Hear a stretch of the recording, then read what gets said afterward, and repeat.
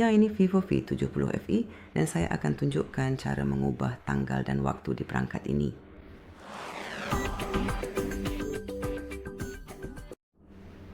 Jadi pertama-tama buka pengaturan. Lalu cari dan pilih manajemen sistem, kemudian klik tanggal dan waktu. Sekarang kalian perlu mematikan tanggal dan waktu otomatis dan memilihnya secara manual dari daftar. Dan selesai. Kapanpun Anda ingin kembali ke pengaturan otomatis, cukup hilangkan tanda berhenti dan pengaturannya akan otomatis lagi.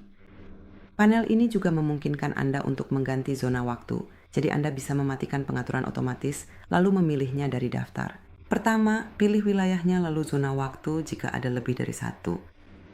Jadi itu saja. Terima kasih sudah menonton. Jangan lupa subscribe channel kami dan beri jempol ke atas.